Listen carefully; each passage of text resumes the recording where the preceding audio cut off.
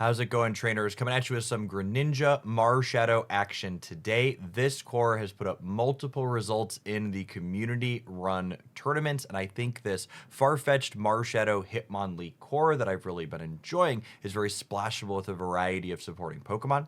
Something that's notable about Marshadow is it only needs a single fighting energy, which makes it a reasonable candidate to play in a two-color shell. So today, it's paired with Greninja to great effect. Greninja pairs very well with Marshadow, can get you that little bit of extra damage you might need to hit some of those key breakpoints. A very noteworthy one being Marshadow's 100 points, plus the Giovanni's 10, plus Greninja's Water Shuriken can clear a Celebi EX in a single go for a total of 130. Getting access to Hitmonlee is also big game right now with all of the Magikarps that are flopping around. Being able to knock that out before it can evolve to Gyarados is really, really important. At any rate, I hope you enjoy the gameplay that I have for you today. I think it does a stellar job of showcasing why this deck list is putting up results in the tournaments, and I wouldn't be surprised to do it some more in the future. If you enjoy what you see, smash that like button for the rest of the day. Have fun. Durdagon Tauros Greninja deck that I think is kind of just a better version of the Flareon Greninja deck. Was Saturday's highlight some tournament games with it?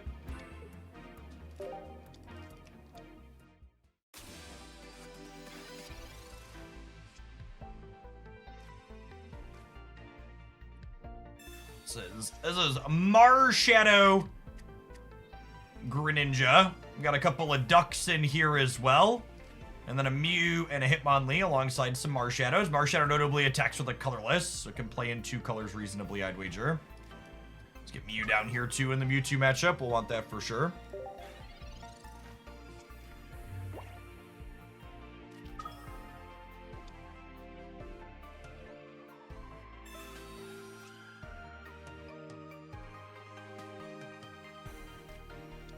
Yes, the Bullfrog deck is the Tauros Greninja deck.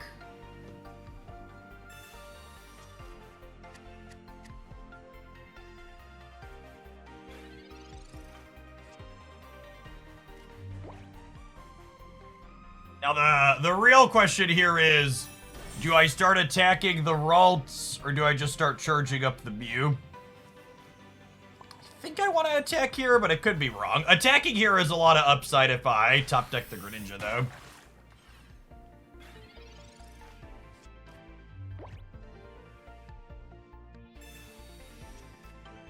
I'll also have to decide, do we think we want to go through the Marshadow as well, or do I want to just start charging the Mew up after the Frogadair here? X speed, I assume, or they're going to give me a knockout point? Wow, I'm just getting the knockout point. That's great for me. I knock out the Ralts. I put an energy on Mew. I knock out the Ralts. They put up Mewtwo. They hit me. I switch to Marshadow. I put an energy on the Mew, and then the Mew's ready to go. So I think in this matchup, we are just in on the Mew when we have it.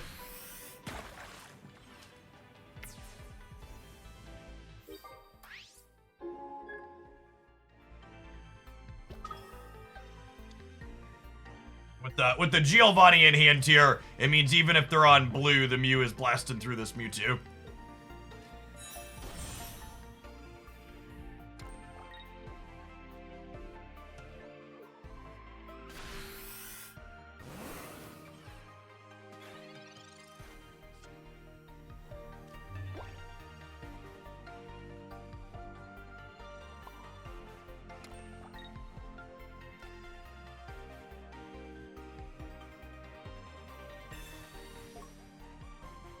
Great draw.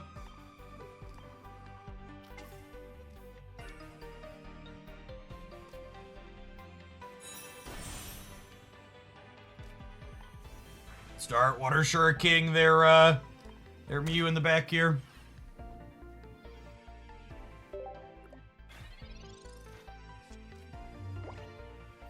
We chew this Mew up to the point where Greninja can clean it.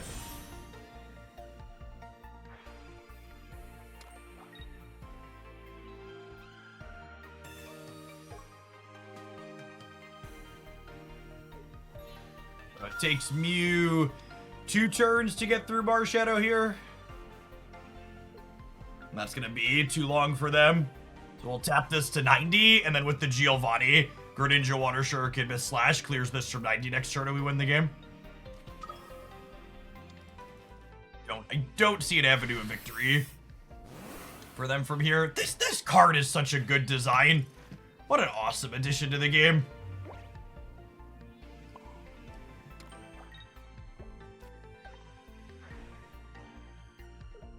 Such a good counter card design.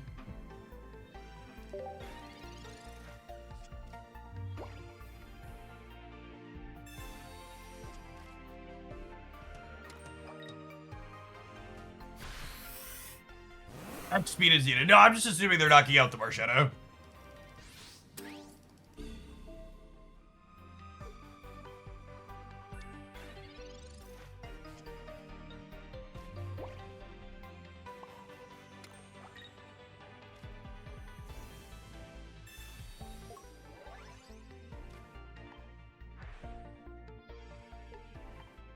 Snoop boop, one miss slash, and we're good to go.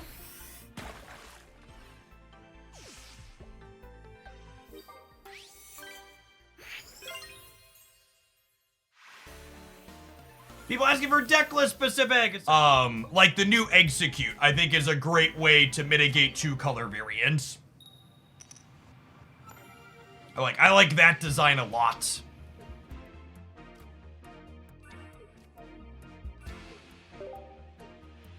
It might be right to lead Hitmonlee just because my fighting energy is my top energy zone, but they don't always play bench Pokemon out when you lead Hitmonlee is the problem.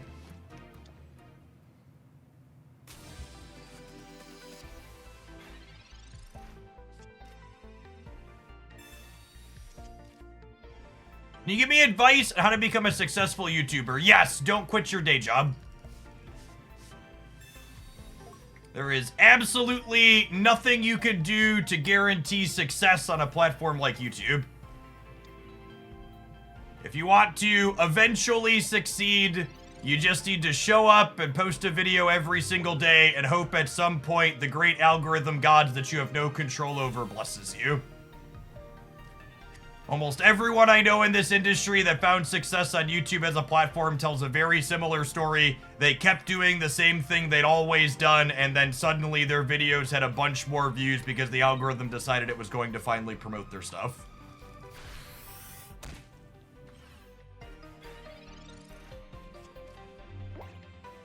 What if you're a 6th grader? You should absolutely stay in school and make sure you learn good, useful skills to have a functional job outside of being a YouTuber. You should make videos because you enjoy making videos and not because you expect them to be a job. And if you are fortunate and it has the option to become a job, that should be the upside. It shouldn't be the goal.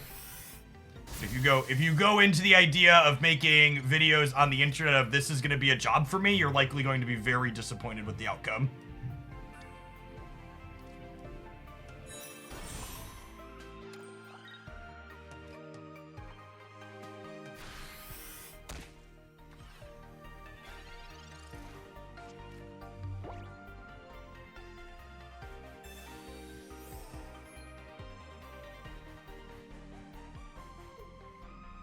Do you think you could run a split of a Mew and a Tauros in the Dredagon Greninja deck instead of 2 Tauros? I think your Pikachu and your Celebi matchup get worse with that. I would probably play a Mew as a 7th basic as opposed to cutting a Tauros.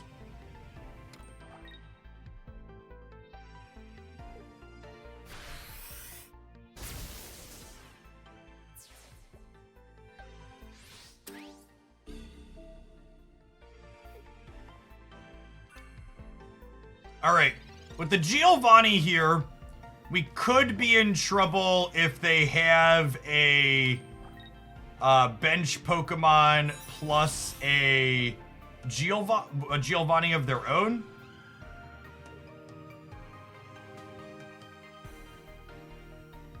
I think I go after the EX Pikachu. It could be right to go after this, but they're likely on 2 copies of Raichu, so that seems not right. Gonna go ahead and clean out the Zappy Boy here.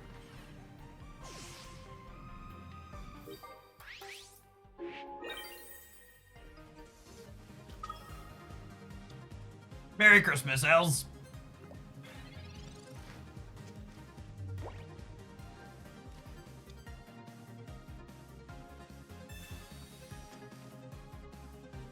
Joltek. It's a shame we don't have fighting energy on top of our energy zone. Because if I had a fighting energy here, the Joltek would have been lethal.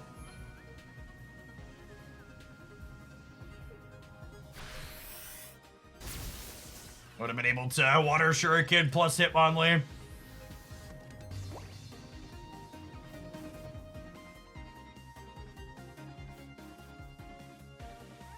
How do I win this game from here?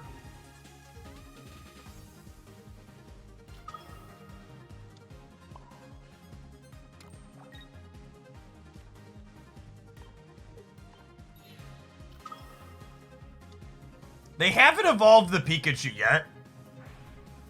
I'm gonna smack that one. They could be sitting on the Raichu, but they're more likely to have a Joltik evolution than a Pikachu evolution.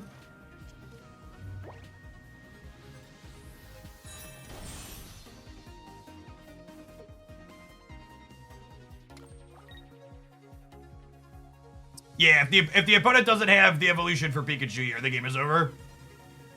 Because of the Hitmonlee and the Greninja. We finally have the fighting energy on top. We have the X speed in hand. Sweet game. Get the knockout on the Zapdos so that Hitmonlee plus Greninja being a slick 1-2 punch here to clear out the backline. This build's fun. Greninja's such a sweet Pokemon design. It's easily one of the most fun designs in Pocket.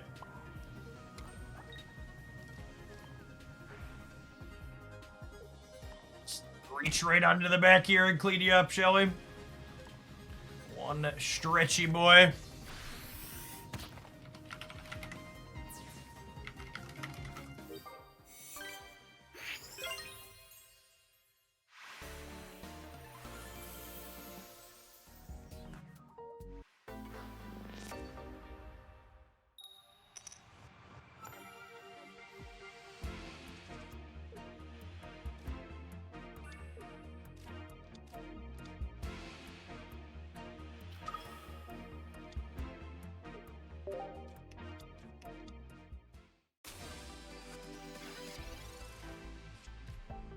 Execute Caterpie.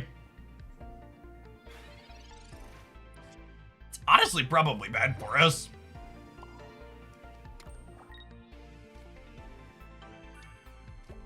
Exeggutor is scary.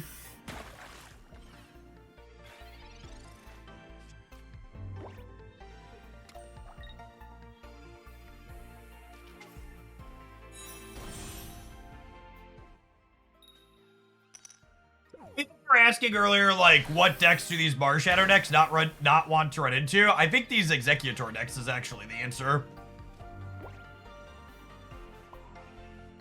They are, they hit you really hard and fast before you get your couple energy set up. A single heads is really scary.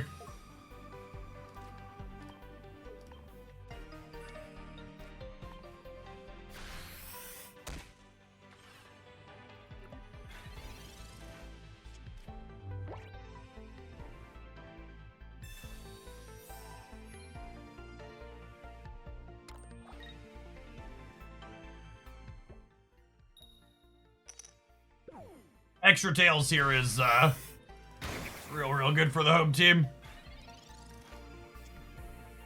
We need variants to break our way to have a shot here. And you best believe that just like my country, I'm young, scrappy, and hungry. And we're not throwing away this shot.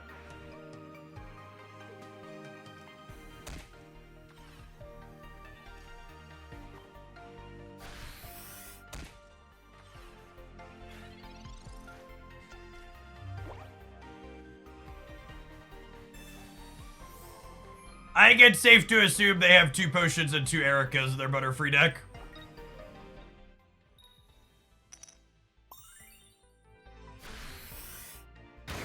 Like some of them to get heads when it doesn't matter.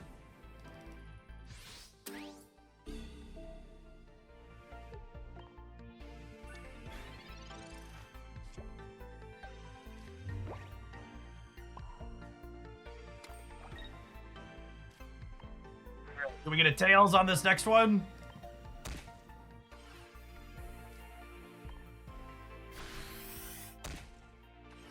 I guess they need second Erica, actually, right? Even if they get heads? The single potion means they're still dead to their Greninja. Sabrina, that doesn't matter. In fact, putting damage on Mew, I think, is good for us overall, yeah?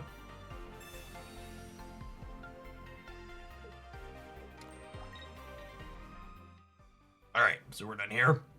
And I was just taking game actions at the end. Clean them out. The Exeggutor was scary if they hit it like one more heads early, but they're playing a variance deck and we are not. I think that's actually my favorite part about releasing this set. Like, in the first set, when I was brewing, I felt compelled to play cards like Kangaskhan and Exeggutor, and now there's so many good cards I can just, like, not play coin flip cards if I don't want to.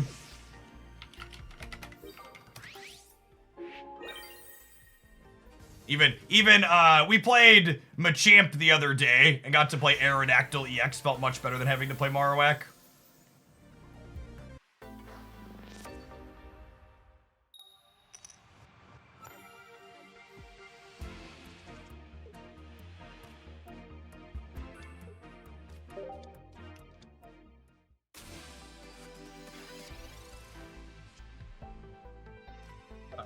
What a lovely opener.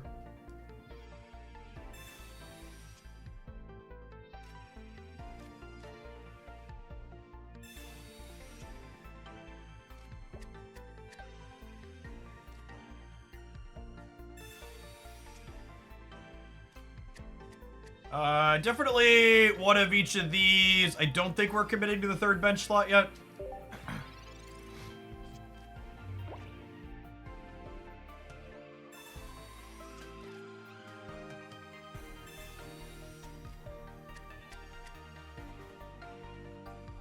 For what sort of thing, Bisha?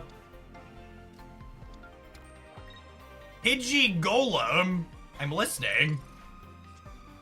Long time listener, first time caller. Tell me more. Like, does he have a car? Aha, doo-doo, aha, doo-doo, aha, doo-doo-doo-doo-doo.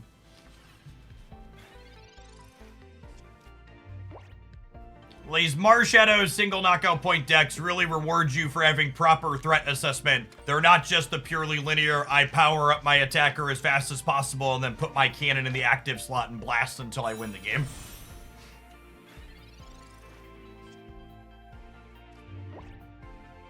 So, if you are a Brock enjoyer in general, I will say you could be optimistic because the Golem deck that won the tournament is having, I'm not going to say good, but it's having okay results in subsequent tournaments.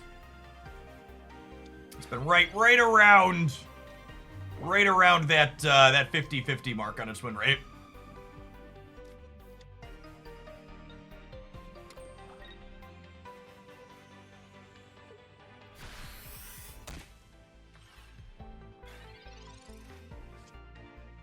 There's the Frogadier I wanted for Christmas, just in time. I think we put this other duck on the bench, so that way, if they knock this duck out, I could go ahead and put this duck up.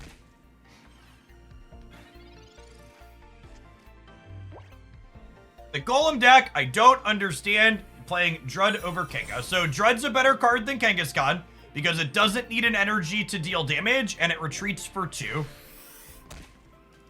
The TLDR of why that's relevant.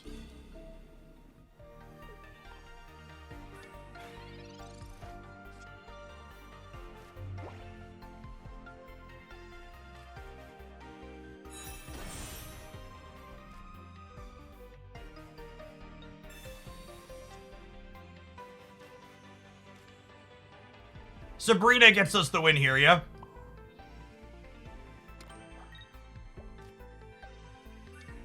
If they clear the duck, we can Sabrina up the Drudagon.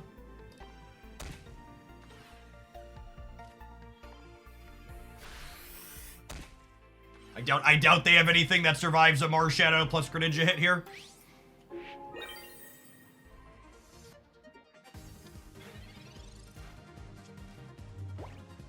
I definitely do not think it's remotely true that coin flips can never be a top tier deck. I mostly just think Celebi's ultimate payoff just tends to be a bit lower than like what Mewtwo is, and the inconsistency doesn't make up for the power level it has in other spots. Like you have to be getting a payoff that's enough better to make up for the inconsistency your coin flips are going to bake into your deck, and the Celebi deck doesn't do that. At a top level, what the Celebi deck is doing with average variance is just very similar to Mewtwo. So you'd rather just play Mewtwo and not have the variance.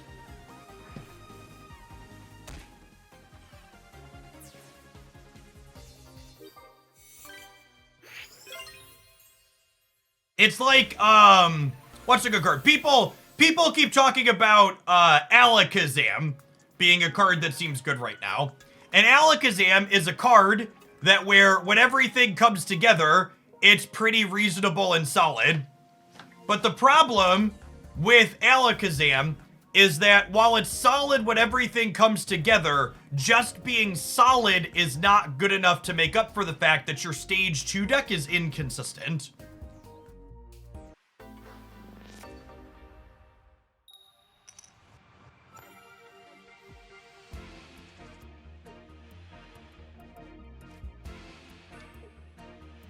Put on a duck, thank you. Might hold the Hitmonlee back. Definitely want the Marshadow out here. Unclear if this will be useful, and I might need the bench space for something else. Reduce, thank you for the 2.5 years. I appreciate that. Welcome back. Leading on routes. Get ready to be quacked.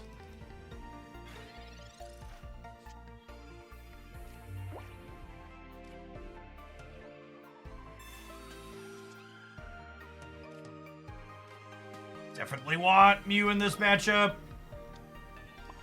Get Quack in here. Probably never fill my last bench slot without a Froakie out. Thoughts on new Raichu? I'd be very surprised if it's playable.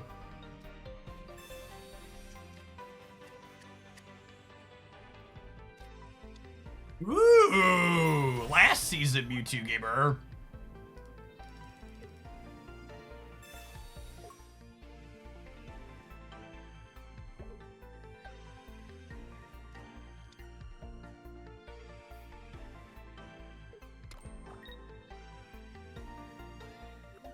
And then against Mewtwo EX, we just always build up Mew ASAP, so they basically can't ever put their finisher up without risking losing it.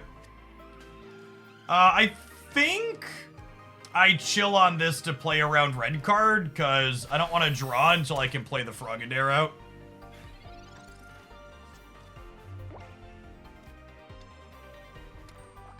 We tried Pidgeot and Weezing. I think we'll probably play that as the deck after this one, actually. Hello, baby girl. There's Frogadier, which is great. You got a hash brown. Is that for me or for you? For me, thank you. What? When you do you want to see how big my pancakes are? You go upstairs and eat your breakfast before it gets cold, okay? Because you are hungry and you wanted to have some. Yep.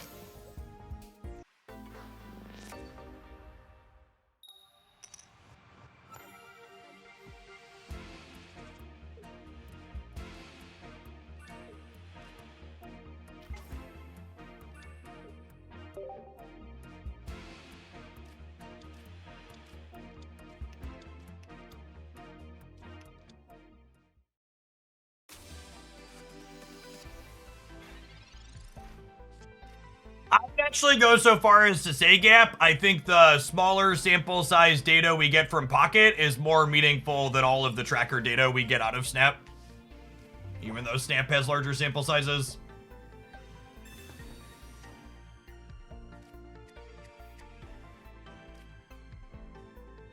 Hey, Boogie, thank you for the almost 2.5 years. Welcome back. This is probably a 2 Marshadow matchup, honestly. I might get punished and draw a Hitmonlee and want to play it out here, but getting these down has a lot of value.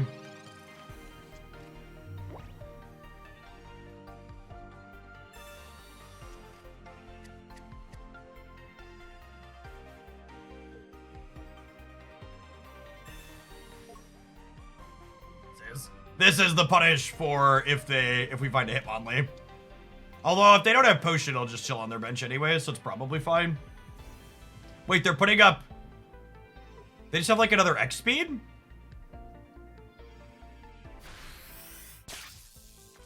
Oh. Yeah, I guess this makes sense. That's clever. I love that this card encourages such weird lines like this.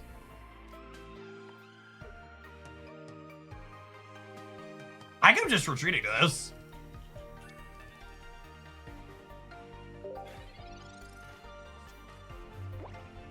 They put an energy on Pikachu EX. I guess this doesn't work for me, does it? Huh? I guess I do this, take a knockout, they clear this, and then I put up something else and I hope there's a fighting energy under this for this other Marshadow.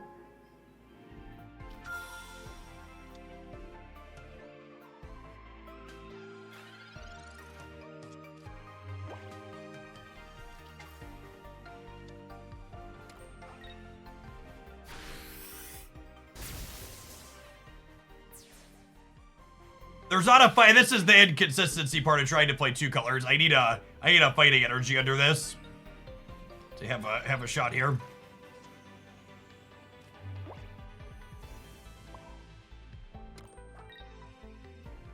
No, I don't think I do. We play the Hitmonlee.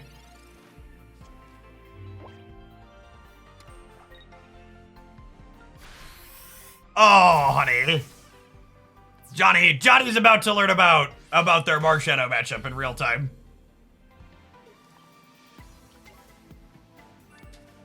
Listen, our opponents never read a Pokemon card before in their life chat. They're certainly not about to start today. Reading is cheating. You can't make them do it.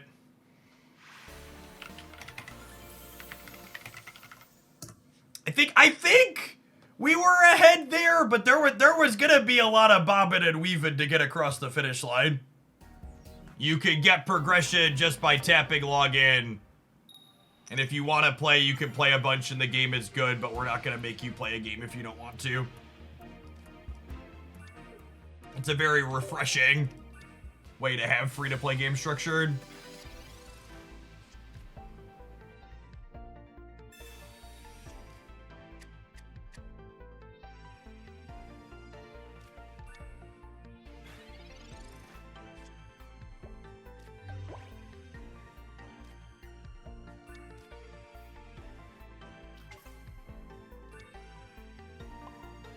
Poor Ducky. A little bit of a hard time against the Dirtle Dragon.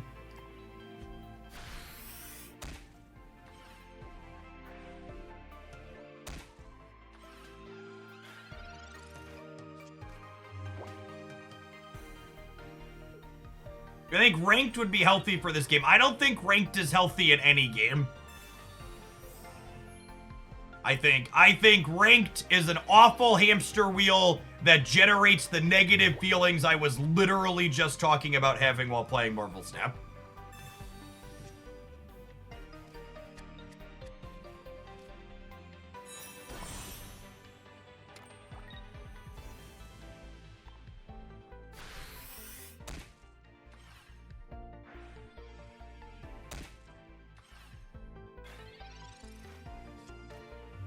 What if it were ranked for a cosmetic? So again, one of the big things people who ask for ranked system in these games don't seem to connect is that ranked systems in card games like Marvel Snap and Magic Arena and Hearthstone and others are not systems designed to measure skill. They are quite literally systems designed to encourage you to play the game more. They are not designed to show you who's the better player. And the reason for that is systems, rank systems that are truly designed to measure skill encourage you to stop playing the game at a certain point. Why are we pouting? Oh, you couldn't find your phone? Oh, is it in the car from last night still? I think. You think so? Why don't you ask one of the brothers or mommy to help you? Mommy might be busy getting ready. Why don't you ask one of the brothers to help you get out of the car? It's in the garage, okay? I'll come right back to open it. That pouty lip was because she couldn't find her Pokemon device.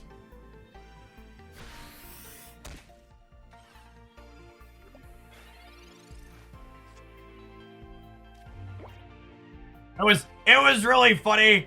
My 9-year-old got a call on his Android device the other night, and Haley saw him get a call from one of his friends, and she looks at me and she goes, "Daddy, can my phone make calls too?"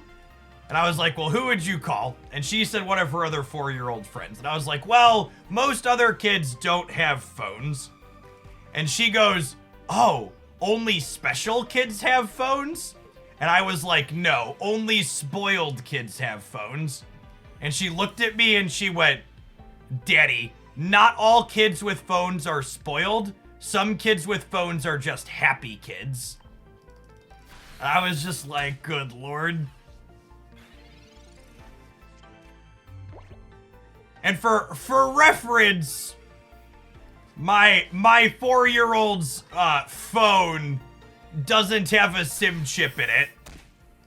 The 9 and 10-year-olds don't have SIM chips in their phones either. My wife and I simply don't we don't trade in our Android devices when we end of life them. We buy our things outright typically.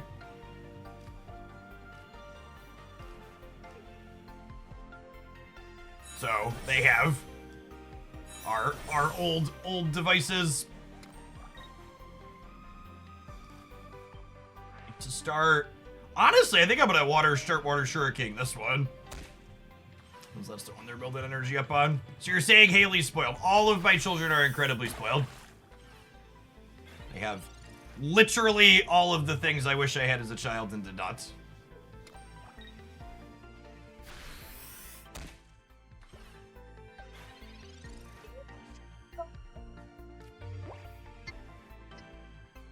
I think it's in the car, in that little pocket behind my seat. What? What? You know the pocket behind the seat in the car? But we think that's locked. We think that the car's locked. It should be unlocked in the garage, baby girl. But I couldn't open it. Did you ask your brother? Yeah, but he didn't do it. He told me to do it. Okay, tell Jacob I asked him to do it for you, okay? Okay. Yeah, we're pretty done here on the double frogs.